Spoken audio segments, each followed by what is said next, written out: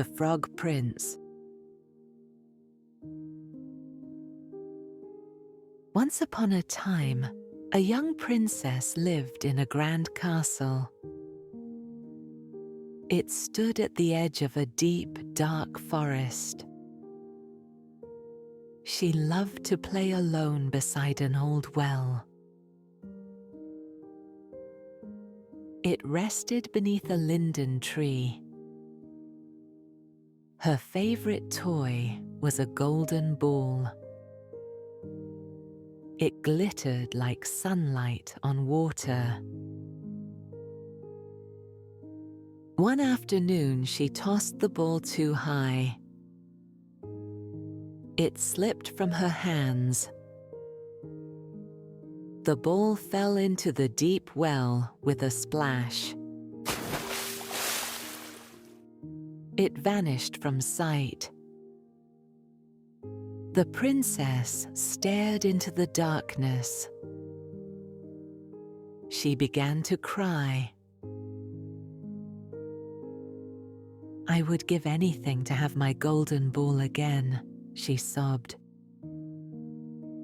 A small green head popped from the water. Two bright eyes blinked. It was a frog. He spoke in a croaky but friendly voice. "Princess, why do you weep so bitterly?" he asked. "My golden ball fell into the well," she said. She wiped her tears. "I can fetch it for you," said the frog.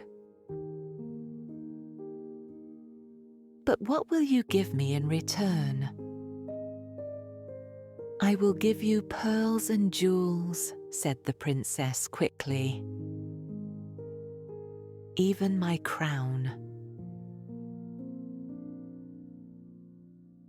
"I want none of those," said the frog gently. "If you will be my friend, I will bring your ball back. Let me eat from your plate, drink from your cup, and sleep upon your pillow." The princess hesitated. The frog seemed strange and wet and cold. But she wished for her ball more than anything. So she said, "I promise." The frog dove beneath the water. Soon he returned with the golden ball. He pushed it onto the grass at her feet. Delighted, the princess snatched up the ball. She ran toward the castle. "Wait, take me with you," the frog called after her. But she pretended not to hear. She hurried inside the great doors. That evening, the king and his daughter sat down to supper. Suddenly, there came a wet, soft knocking at the door.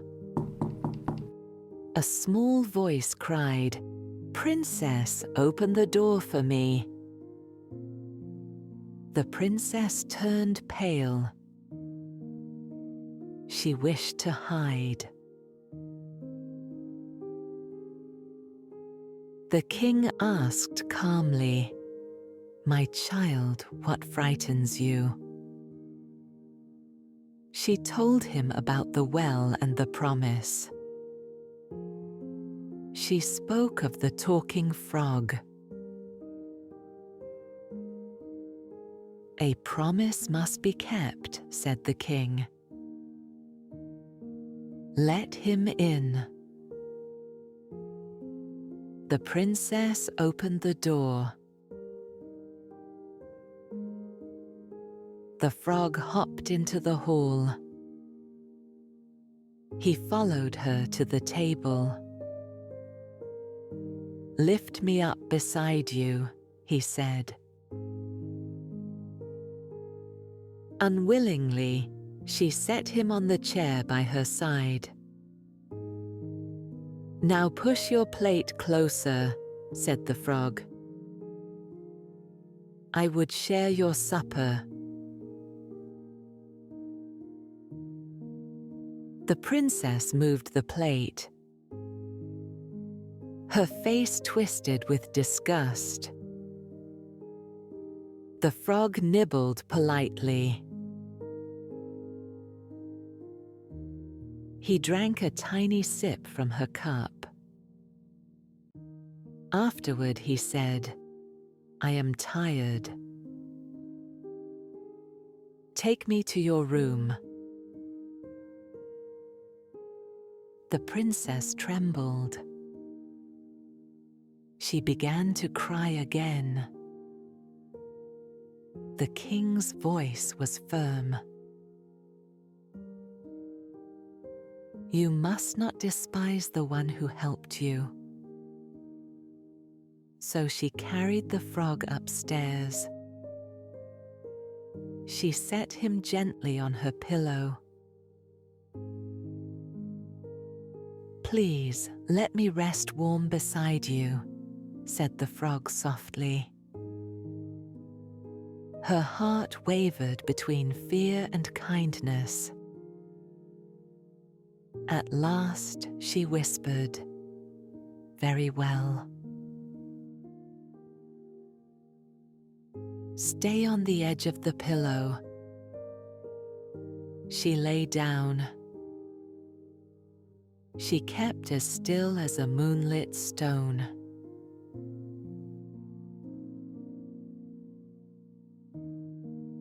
When the first hush of midnight fell, a wonder occurred.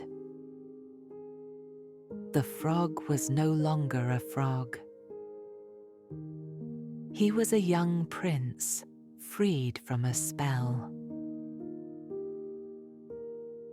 He thanked the princess with tears in his eyes. "A wicked enchantment bound me," he said. "Only a princess who kept her promise could break it." The princess felt warmth rise within her. She felt courage too. In the morning, the king rejoiced. He welcomed the prince with honor. Soon, a splendid carriage arrived. Fine horses drew it. The prince and princess traveled to the prince's land. They went with blessings and music. They learned to speak kindly and to keep their promises. They learned to help one another. And they lived their days with courage. They lived with gentleness too. To this day, the well still reflects the sky. It shines like a golden coin. If you listen closely there, you may hear a soft splash. You may hear a friendly voice. It will remind you of this truth. Kindness and honesty break the hardest spells.